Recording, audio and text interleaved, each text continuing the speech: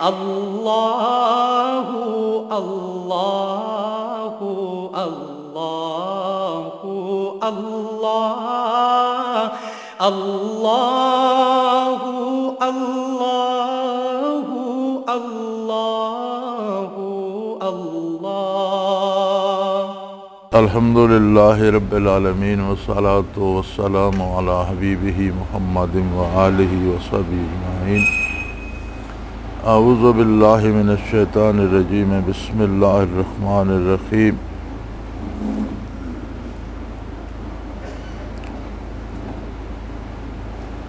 شہر رمضان الذی انزل فیہ القرآن ھدی للناس وبینات من الھدی والفرقان۔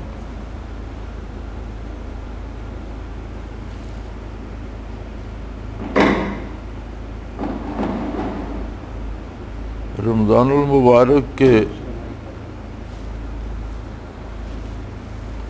مہینے کی یہ فضیلت بیان فرمائی گئی ہے کہ یہ وہ مبارک مہینہ ہے جس میں قرآن پاک کا نزول ہوا،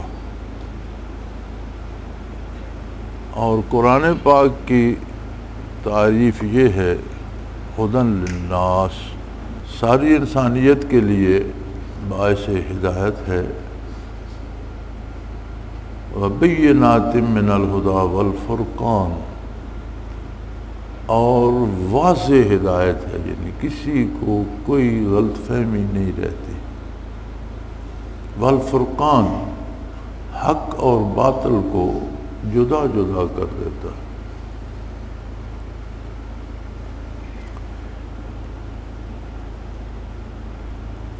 نزول قرآن کے سبب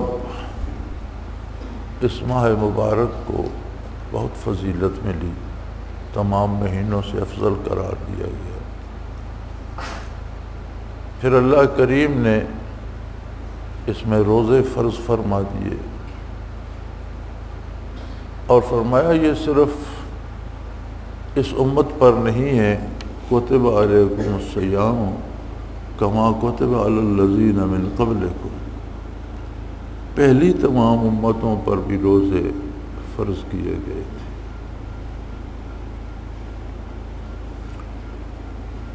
روزے کا مقصد کیا ہے؟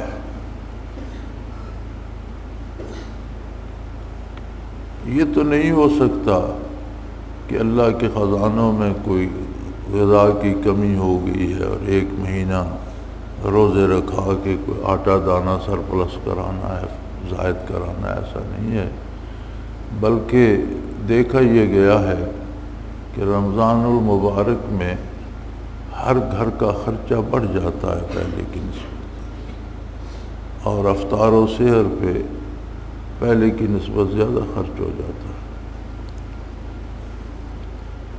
مقصد یہ تھا کہ جو نزول قرآن ہوا ہے، لوگ اسے، اس کی برکات کو وصول بھی کریں، جذب بھی کریں۔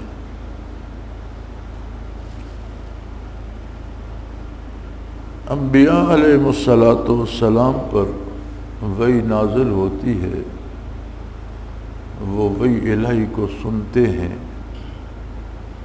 صرف سنتے نہیں، لفظ بلفظ قبول کرتے ہیں، اور وہی کرتے ہیں جو وحی میں ارشاد فرمایا جاتا ہے، اس سے سرے منہ دائیں بائیں نہیں ہوتے۔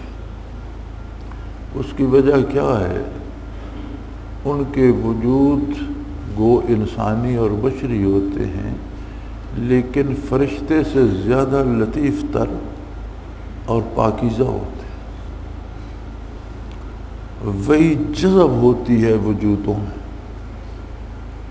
اور وجود وحی کے احکام سے باہر نکلنے کا سوچتا بھی نہیں۔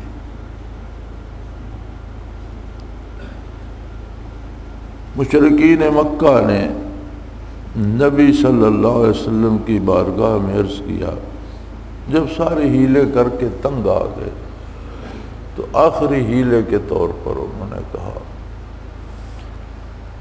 کہ اگر آپ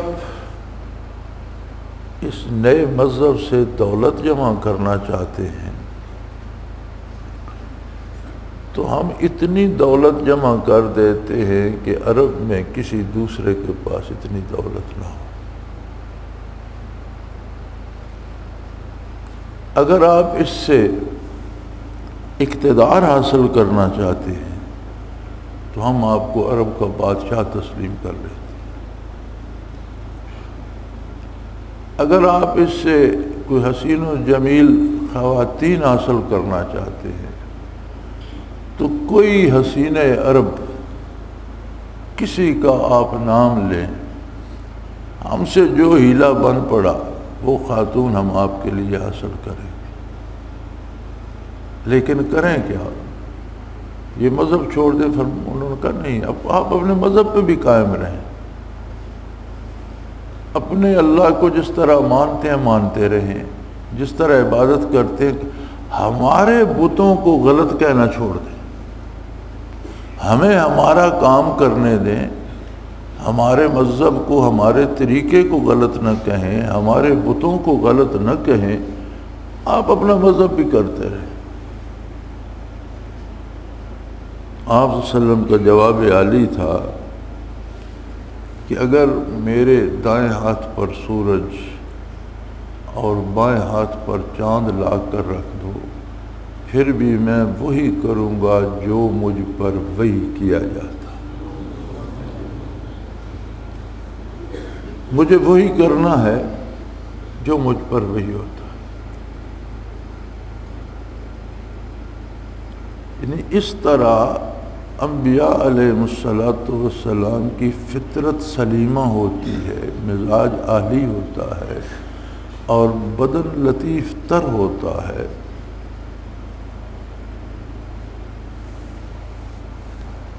کہ وحی الہی کو بعین ہی جذب کرتا ہے اور اسی کے مطابق سوچتا بھی ہے، اسی کے مطابق عمل بھی کرتا ہے، نتیجہ خواہ کچھ ہو، تکلیفیں آئیں، دکھ آئیں، مصیبتیں آئیں، دنیا کی مخالفت سہنا پڑے، کچھ ہو جائے، جانیں دینا پڑے، انبیاء شہید ہو گئے، ظلماً قتل ہو گئے، لیکن وہی الہی سے کسی نے سر منہ انحراف نہیں کیا۔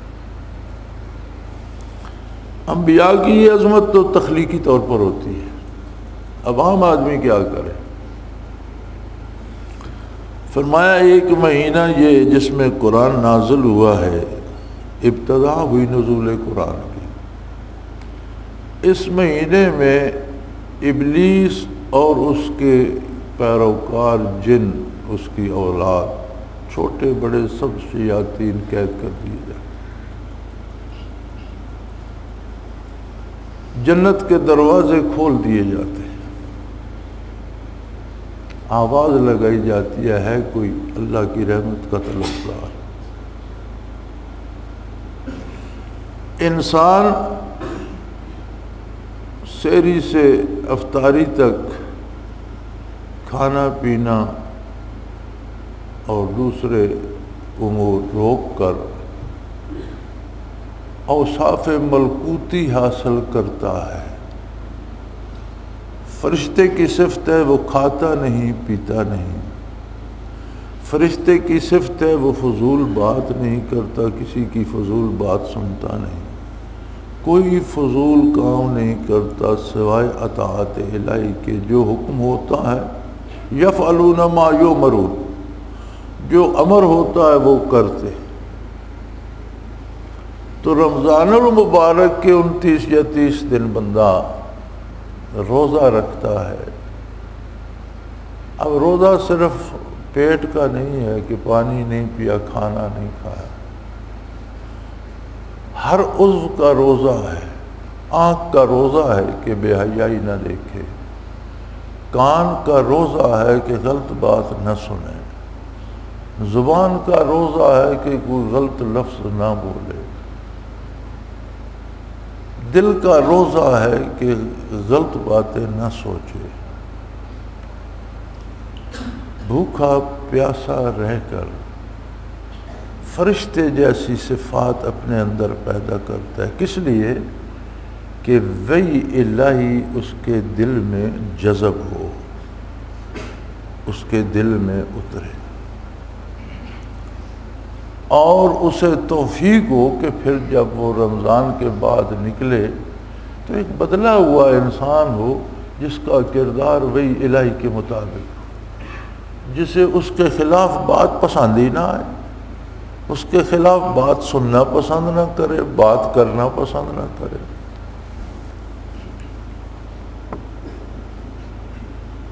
پھر اس پر مزید انعام فرمایا اعتکاف کی سعادت سے۔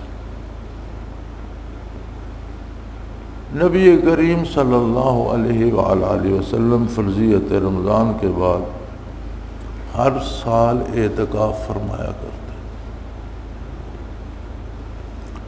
اور اعتکاف میں آپ صلی اللہ علیہ وسلم کا شغل مبارک یہ ہوتا تھا کہ قرآن کریم کا دور فرماتے تھے۔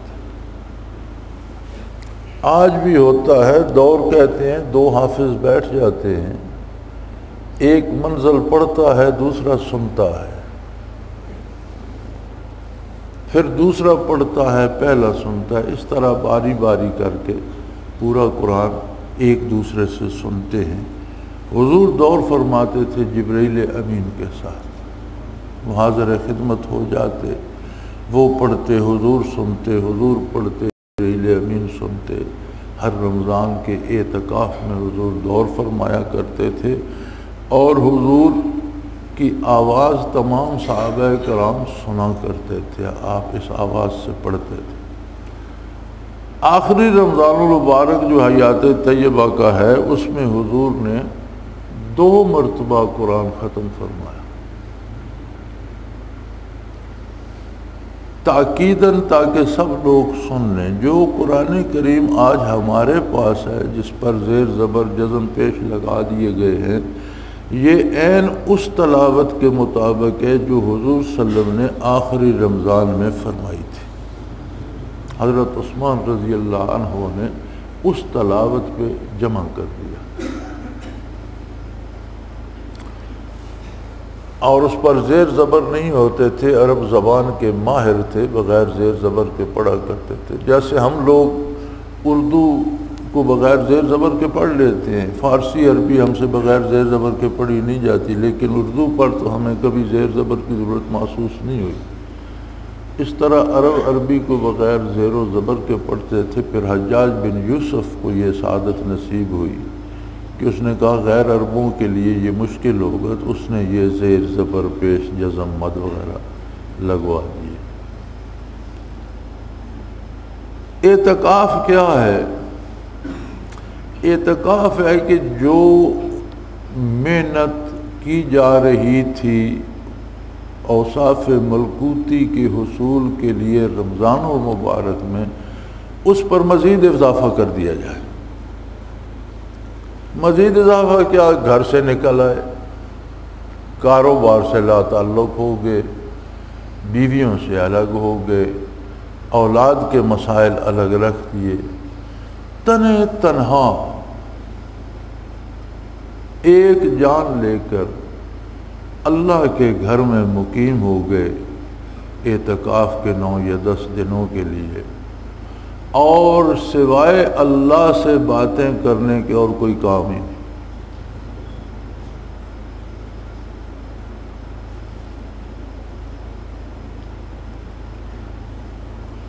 اب اعتکاف میں بھی بہت سی رسومات آ گئی ہیں، پردے لگا دو، ایک بندے کو بند کر دو، پھر وہ پانی بھی مانگنا ہو تو چٹ لکھ کر مانگے، یہ ساری رسومات ہیں۔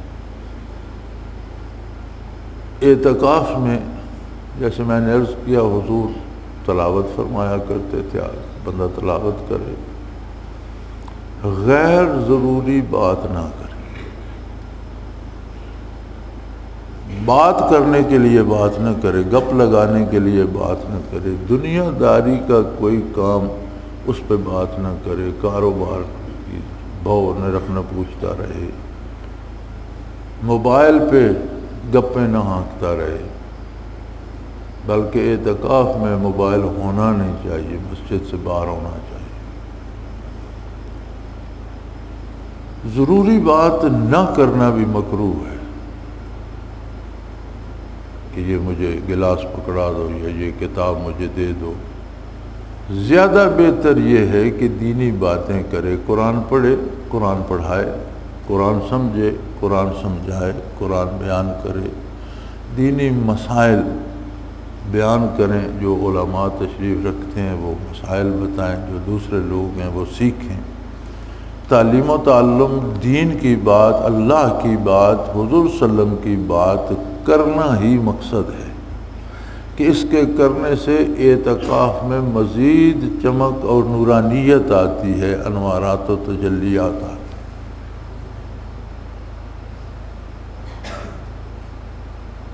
ضرورت سے مثلا وضو کرنے کے لیے یا رفع حاجت کے لیے باہر جاتا ہے تو راستے میں کسی سے غیر ضروری بات نہ کرے، کسی سے ملنے نہ لگ جائے، کسی سے گپ شپ لگانے نہ لگ جائے، ناک کی سیدھ میں جائے، ناک کی سیدھ میں واپس آئے. دنیا کا نظام چلتا رہتا ہے، مرنے والے مرتے رہتے ہیں، پیدا ہونے والے پیدا ہوتے رہتے ہیں. جہاں بارش ہونی ہے ہوتی ہے، جہاں دھوپ ہونی ہے ہوتی ہے، جس درخت کو گرنا ہے وہ گرتا ہے، جسے پھل لگنا ہے وہ دنیا کا نظام نہیں رکتا. معتکف کو خود کو اس سے الگ کرنا پڑتا ہے، جو ہوتا ہے ہوتا رہے. اور اگر اتنا حوصلہ نہیں ہے تو اعتکاف نہ کرے، فرض تو نہیں ہے، سنت ہے. اگر اعتکاف کرتا ہے تو پھر اس کی ساری شرائط پوری کرے. سنت اعتکاف 20 کی افطار سے لے کر چاند کے طلوع ہونے تک ہے، لیکن نفلی اعتکاف 1 گھنٹے آدھے گھنٹے کا بھی ہو سکتا ہے، 1 دن 2 دن کا بھی ہو سکتا ہے. جب کوئی پہنچے مسجد میں آئے، اعتکاف کی نیت کر لے، جتنی دیر فرصت ہے اتنی دیر بیٹھ کے ذکر اذکار کرے، تلاوت کرے، اللہ اللہ کرے، اتنی دیر کا اعتکاف کا اجر اللہ اسے بھی دے گا. اجر کیا ہوتا ہے ہمارے ہاں یہ بھی بڑا ایک ہمیں بتا دیا جاتا ہے کہ یہ ادھاری مزدوری ہے، اجر مرنے کے بعد ملے گا. ایسا نہیں ہے. ہر نیکی کا اجر نقد ملتا ہے، اور جو بعد مرنے کے ملے گا وہ انعام ہوگا، وہ مزید ہوگا. نیکی کا اجر کیا ہے؟ ان الصلاۃ تنہی عن الفحشاء والمنکر. اللہ کی عبادت بے حیائی اور برائی سے روک دیتی. فوری اجر دنیا میں یہ ہے کہ بندے کے کردار کی اصلاح ہو جاتی. یہ بہت بڑا انعام ہے، بہت بڑا بدلہ ہے. اور کردار کی اصلاح تب ہوتی ہے جب عقیدہ درست ہو. ہوا میں عمارتیں نہیں بنائی جاتی، بنیاد پہ بنتی ہیں. بنیاد عقیدہ ہے، اعمال اینٹیں گارا ہے جس سے عمارت بنتی ہے. عقیدہ درست ہو جاتا ہے عبادت سے، ذکر اذکار سے، اللہ اللہ سے. عقیدہ درست ہوتا ہے تو نتیجتاً اعمال درست ہو جاتے ہیں. اور اگر کسی کو یہ نتائج نہیں ملتے تو اسے یہ سوچنا ہوگا کہ میں نے کہاں کوئی کمی چھوڑ دی، کیا وجہ ہے، کیوں اس پہ یہ نتائج مرتب نہیں ہوئے. کیونکہ یہ نتائج تو اللہ کریم نے ارشاد فرمائے، اللہ کے نبی صلی اللہ علیہ وسلم نے ارشاد فرمائے. تو اگر مجھے حاصل نہیں ہوئے تو میرے کرنے میں کوئی، میرے عمل میں کوئی کمی ہے کہ اس پر یہ نتائج مرتب نہیں. تو اس اعتبار سے یہ اللہ کریم کا احسان عظیم بھی ہے کہ زندگی میں اس نے رمضان المبارک بھی عطا فرمایا اور پھر اعتکاف کی سعادت بھی بخشی. اب اللہ کرے کہ ہم سے اس کی پابندی بھی ہو اور اس پر وہ ثمرات بھی مرتب ہو.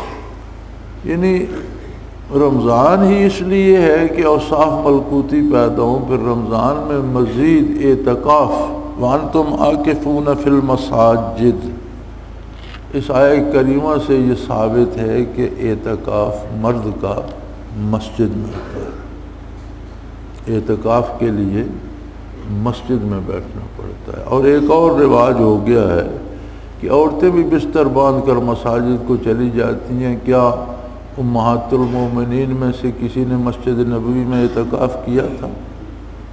ہرگز نہیں، گھروں میں کرتی تھی۔ صحابیات میں سے کسی نے مسجد نبوی میں، عہد نبوی میں یا عہد خلافت راشدہ میں مسجد میں اعتکاف کیا تھا؟ ہرگز نہیں۔ خواتین کا اعتکاف گھر ہے، کسی کے پاس زیادہ کمرے ہیں تو ایک کمرہ مختص کر لے، ایک ہی کمرہ ہے جس میں سب کا آنا جانا ہے، تو جس طرح مسجد میں مردوں کو پردے لگا کے دیتے ہو، یہ ان عورتوں کے لیے ہے جو اس کمرے میں اپنا الگ سے حصہ بنا کر بیٹھ جائیں۔ ان کے لیے جن کے گھر کا ایک ہی کمرہ ہے، سب نے اس میں آنا جانا سونا بیٹھنا ہے، تو اپنی چارپائی یا اپنے بستر کے گرد پردہ لگا کے اسے الگ کر لے۔ اور جن کے پاس 10 20 کمرے ہیں، بڑے بڑے گھر ہیں، انہیں اس کی ضرورت نہیں، وہ ایک کمرہ مختص کر لے۔ اب یہ بھی رواج ہو گیا ہے کہ ہزاروں عورتیں بستر باندھ کر یہاں سے نکلتی ہیں، لاہور جا اعتکاف بیٹھتی ہیں۔ یہ تو دین کا مذاق ہے۔ ہاں، جو اعتکاف کا انتظام کرتے ہیں ان کے پاس پیسے جمع ہو جاتے ہیں، یہ فائدہ اس کا ہے، فی کس روپے وصول کر لیتے ہیں، انہیں کافی بچت ہو جاتی ہوگی۔ شرعاً ان عورتوں کا اعتکاف ہوتا ہی نہیں جو گھر کو چھوڑ کر مساجد میں جا کر بیٹھتی ہیں۔ علماء کرام تشریف فرما ہیں، سب اس مسئلے کو جانتے ہیں اور سمجھتے ہیں۔ عورت کا اعتکاف گھر میں، ہم سے بھی بہت سی اب ساتھیوں نے، خواتین جو ذاکر ہیں، انہوں نے پوچھا جی ہم اعتکاف کے لیے آئے ہیں۔ جی اعتکاف کرنا ہے تو گھروں میں کر۔ ذکر اذکار سب سے بڑا سبب ہے ذکر قلبی، اوصاف ملکوتی کے حصول کا۔ اگر اللہ کو آپ نے یہ نصیب فرمایا تو اوصاف ملکوتی کا تقاضا ہے کہ وہی الہی کا اتباع کیا جائے،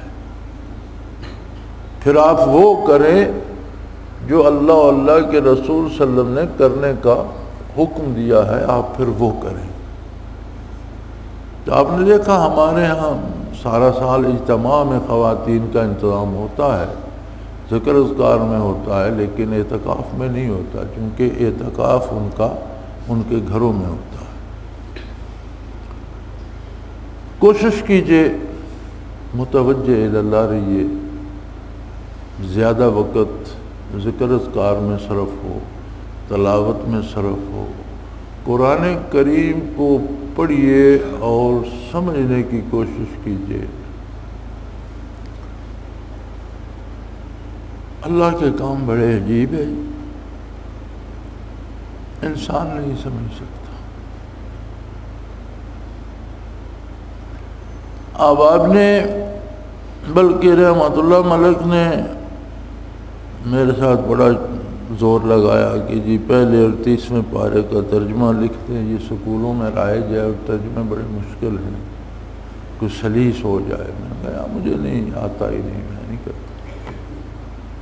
اتنی بڑی ذمہ داری کا کام ہے کہ اللہ کی وحی ہو، پیغام الہی ہو، آپ اسے دوسری زبان میں تبدیل کرتے ہیں، اگر ذرا برابر مفہوم زیر و زبر ہو گیا تو آپ کہاں چھپیں گے؟ بچنے کی کوئی امید نہیں۔ بہت جرت کا کام ہے، اور بڑے بڑے نامور لوگوں نے، 700 سال تقریباً عمر ہے اردو کی، 700 سال میں ہمارے یہاں میں میرا خیال ہے 7 سے زیادہ ترجمے نہیں ملتے۔ مختلف حضرات کے اگر ہم دیکھیں تو عام مروج جو ہیں، ویسے علماء کہتے ہیں کہ اردو میں 50 ترجمے کیے گئے ہیں، لیکن وہ 50 ملتے نہیں ہیں۔ مارکیٹ میں آپ کو 5 6 یا 7 مل جائیں گے، جن میں سے 2 1 زیادہ لوگ خریدتے ہیں، اور باقی زیادہ لوگ نہیں خریدتے۔ تو اتنا مشکل کام ہے کہ کتنے کتنے بڑے عالم، کتنے کتنے بڑے بے نظیر انسان، نیکی اور شرافت کا معیار اللہ کے مقرب بندے اور علوم دین سے ان کے سینے منور، دماغ منور، کردار کے نمونے، اتباع کے قابل، لیکن جرأت نہیں کرتے تھے۔ وہ مجھے انہوں نے شاباں کر کے لگا دیا، تو میں نے پہلے پارے کا ترجمہ، پھر تیسرے پارے کا ترجمہ سلیس کرنے کی کوشش کی۔ من جانب اللہ توفیق تھی، اللہ کی طرف سے خیال ہے، تو یہ کیا مطلب ہے سارے کا کرو۔ میں خود حیران ہوں، جو کام اللہ کرنا چاہتا ہے وہ ہو جاتا ہے۔ کہ میں صبح 9 بجے قلم پکڑتا اور 3 بجے تک بغیر رکے لکھتا جاتا، سوائے ظہر کی نماز کے۔ وہ وضو ہوتا تھا، وہیں بیٹھے بیٹھے ظہر کی نماز پڑھی، پھر لکھنا شروع کر دیا۔ تو تقریباً 2-2.25 مہینے میں، 2.5 سے 2.5 مہینے میں ترجمہ مکمل ہو گیا۔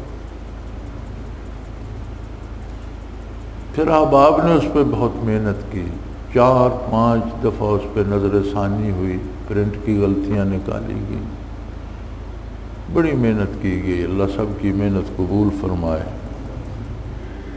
الحمدللہ چھپ کر آ گیا ہے۔ اب یہ بتانا آپ لوگوں کی ذمہ داری ہے کہ کیا اس ساری کاوش سے کوئی مسئلہ حل ہوا ہے؟ کیا اب مفہوم جو آئے کریمہ کا ہے وہ سمجھ آتا ہے؟ اگر تو عام آدمی ترجمہ پڑھ کے آئے کریمہ کا مفہوم سمجھ لیتا ہے، پھر تو الحمدللہ ہماری کاوش مقبول ہوئی۔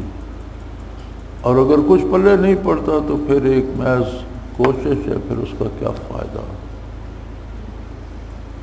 تو قرآن کریم پڑھیے، ساتھ ترجمہ پڑھ کر سمجھنے کی کوشش کیجیے۔ قرآن کریم نے، وحی الہی نے جس بات پر سب سے زیادہ زور دیا ہے وہ اللہ کی توحید ہے۔ سارا زور، ساری کتاب اللہ کا اس ایک بات پہ صرف ہو جاتا ہے کہ اللہ کی ذات اور اس کی صفات میں کوئی دوسرا شریک نہیں ہے، اسے واحد لا شریک مان۔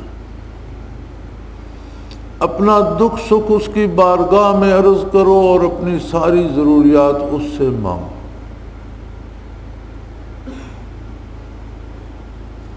اس کے بعد سارا زور اس بات پر ہے کہ اللہ کے نبی کو اور اللہ کو برحق مانو اور اپنی زندگی کو نبی کی اطاعت میں ڈھال دو۔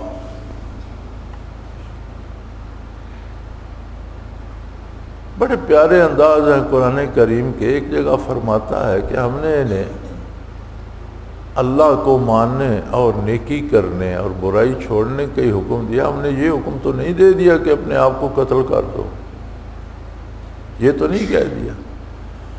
پھر آگے اللہ فرماتے اگر ہم یہ کہہ دیتے تو ان کے لیے بہتر یہی ہوتا کہ اپنے گلے خود کاٹ دیتے۔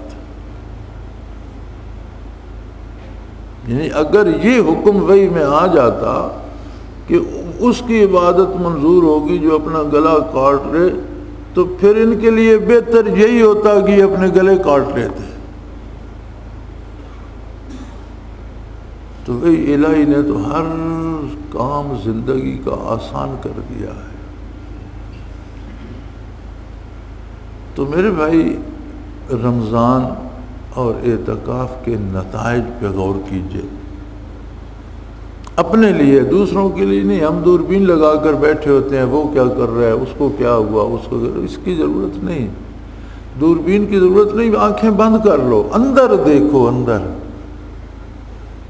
میرے اندر کیا تبدیلی آئی ہے؟ مثبت تبدیلی آئی ہے، توحید باری راسخ ہو گئی ہے، صداقت پیغمبر پہ یقین محکم ہو گیا ہے، اللہ کی کتاب پر ایمان جم گیا ہے، اب اس کی کسی حکم کی خلاف ورزی کا سوچوں گا بھی نہیں تو کام بن گیا، بات بن گئی، اعتکاف منظور ہو گیا، رمضان منظور ہو گیا، نتائج مل گئے۔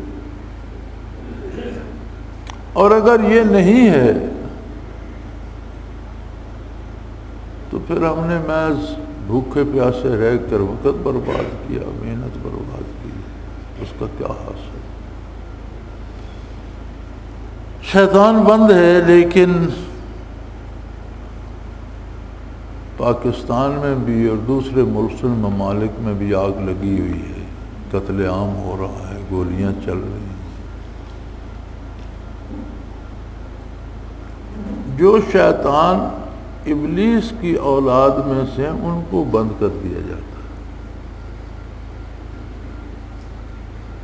جن اور انسان جو شیطانی روپ دھار لیتے ہیں یہ بند نہیں ہوتے۔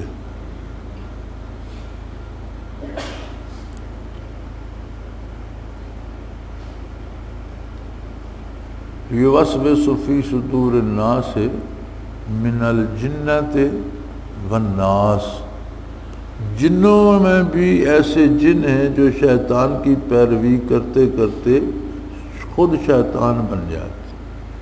الناس، انسانوں میں، اولاد آدم میں بھی ایسے لوگ ہیں جو شیطان کی پیروی کرتے کرتے خود شیطان بن جاتے۔ تو یہ شیطان کھلے ہیں۔ یہ جو لوٹ مار ہو رہی ہے، یہ جو قتل عام ہو رہا ہے، یہ جو مسلمانوں کی تباہی ہو رہی ہے، یہ جنوں اور انسانوں کے جو شیطان ہیں یہ ان کا کارنامہ ہے، جنوں سے زیادہ انسانوں کا کارنامہ ہے جو شیطان بن چکے۔ اور اسلام دراصل شیطان سے مقابلے ہی کا نام ہے، ہتھیار ڈالنے کا نام اسلام نہیں۔ کیا ہوا شیطان زیادہ ہو گئے ہیں تو ہمارے ساتھ اللہ ہے۔ ہمیں اپنی ہمت نہیں چھوڑنی چاہیے، اپنی امید نہیں چھوڑنی چاہیے، اور اپنی ذات سے اصلاح کو شروع کر کے پورے معاشرے میں کوشش کرنی چاہیے کہ لوگ شیطان کے چنگل سے نکلیں۔ اللہ بڑا کریم ہے، جو شیطان بن چکا ہے وہ بندہ بھی اگر خلوص دل سے توبہ کرے تو رحمت الہی اس کو تھام لیتی ہے۔ اور بڑا کارنامہ کیا اس بندے نے جس نے کسی ایک کو برائی سے بچا کر اسے توبہ کرا لی اور اسے اللہ کی بارگاہ میں پہنچا دیا، بہت بڑا کام کیا۔ تو اللہ کریم آپ کے اعتکاف کو قبول فرمائے، اس کی ان شرائط پہ غور کیجئے اور اس کے نتائج پہ سوچتے رہیے، پل پل سوچتے رہیے۔ اسی میں لیلۃ القدر بھی ہے، ایک شب بیت گئی۔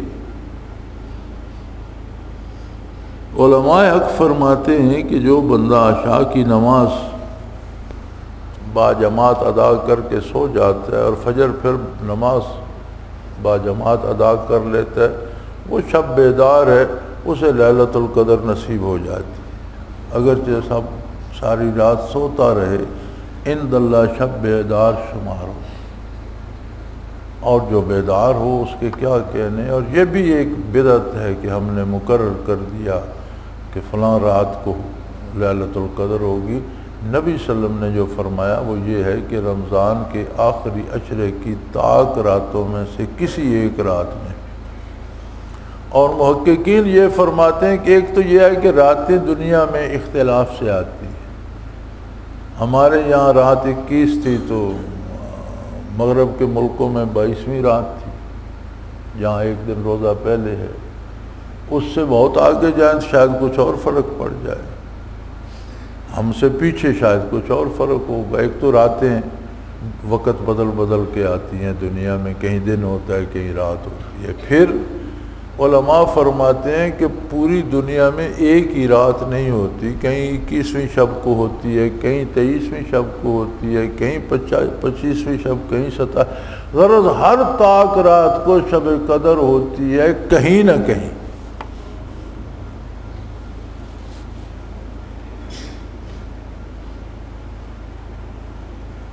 تو جسے اعتکاف نصیب ہو جائے، پھر جس کا قلب ذاکر ہو، اور جسے سلطان الاذکار نصیب ہو جائے، اس کا ہر باڈی سیل ذاکر ہو جاتا ہے، پھر وہ مسجد میں مقیم ہو، ایک معتکف بھی ہو، تو اس کی ہر رات ہی لیلۃ القدر بن جاتی ہے۔ اللہ کریم کے انعام بے پناہ و بے شمار و بے حساب ہیں۔ وہ جب عطا کرتا ہے تو اپنی شان کے مطابق عطا کرتا ہے۔ میری دعا ہے اللہ کریم آپ کے اس مجاہدے کو قبول فرمائے اور وہ مثبت تبدیلیاں نصیب فرمائے جو عقیدے اور عمل میں دنیا پہ ظاہر ہونی چاہیے۔ حضرت جی رحمۃ اللہ تعالیٰ علیہ فرمایا کرتے تھے کہ میں یہ ساری محنت اس لیے کر رہا ہوں کہ کچھ ایسے لوگ پیدا کر سکوں، تیار کر سکوں، جنہیں دیکھ کر لوگ کہیں کہ ایسے لوگ مسلمان ہوتے تھے۔ کچھ کفر اور اسلام میں تمیز کرنے والے لوگ ہوں جنہیں دیکھ کر کہا جائے کہ نہیں، یہ لگتا ہے یہ مسلمان ہے، مسلمان ایسے ہی ہوتے ہوں۔ تو بندے کو یہ منزل پانی چاہیے کہ لوگ کہیں کہ یہ مسلمان لگتا ہے، ایسے ہی مسلمان ہوتے ہیں۔ وآخر دعوانا ان الحمدللہ رب العالمین۔ الحمدللہ رب العالمین والصلاة والسلام علی حبیبہ اللہم ربنا لا تقتلنا بغضبک ولا تہلکنا بعذابک واعف عنا قبل ذلک اللہم ربنا لا تسلط علینا من لا یرحمنا انت ولینا فی سفرنا وحضرنا فی مالنا واہلنا انت ولینا فی الدنیا والآخرہ توفنا مسلمین والحقنا بالصالحین اللہم انصر الاسلام والمسلمین فإنک علی کل شیء قدیر اللہم ربنا نور قلوبنا واستر عیوبنا واغفر ذنوبنا فإنک انت الغفور الرحیم وصلی اللہ تعالی علی حبیبہ محمد برحمتک یا اللہ اللہ اللہ اللہ اللہ اللہ اللہ اللہ۔ حضرت امیر محمد اکرم آوان مد ظلہ العالی دارالعرفان منارہ ضلع چکوال میں سالہ سال سے قرآن و حدیث کے اوپر خطابات کر رہے ہیں اور سلسلہ نقشبندیہ اویسیہ کے مطابق لوگوں کو ذکر الہی کی تربیت دے رہے ہیں۔ وہ قرآن پاک کی تفسیر ترتیب وار بیان کر رہے ہیں۔ تفسیر قرآن کو وہ موجودہ ملکی اور بین الاقوامی حالات کے مطابق بیان کرتے ہیں۔ موٹر وے سے کلر کہار کے انٹرچینج سے نکلتے ہوئے کلر کہار کی جھیل سے ہوتے ہوئے میانی، بوچھال اور نورپور سے گزرتے ہوئے دارالعرفان منارہ پہنچ سکتے ہیں۔ حضرت امیر محمد اکرم آوان نے بچیوں اور بچوں کی دینی اور دنیاوی تعلیم کے لیے سقارہ اکیڈمی کے نام سے ایک درسگاہ بھی قائم کی ہے، جس کا افتتاح ملک پاکستان کے صدر جنرل محمد ضیاء الحق نے اپنے دست مبارک سے کیا تھا۔ وہ تمام احباب جو اسلام کی طلب رکھتے ہیں ان سے گزارش ہے کہ دارالعرفان منارہ ضلع چکوال میں امیر محمد اکرم آوان صاحب کے خطابات سے مستفید ہوں۔ وہ ہر جمعے کو نماز سے پہلے بیان فرماتے ہیں۔ ہر ماہ کی پہلی اتوار کو ماہانہ اجتماع ہوتا ہے جس میں آپ خصوصی خطاب فرماتے ہیں اور پاکستان کے چاروں صوبوں سے احباب اس اجتماع میں شرکت کرتے ہیں۔ اس کے علاوہ یہاں سال میں 2 مرکزی اجتماعات بھی ہوتے ہیں، ایک رمضان المبارک میں اعتکاف کا اجتماع اور دوسرا جولائی اور اگست میں 40 دن کا اجتماع ہوتا ہے جس میں روحانی تربیت کی جاتی ہے۔ اپنا خون سیماب دے کر اتنا ہم کر جائیں گے، نام آقا کا چمن میں پھر رقم کر جائیں گے۔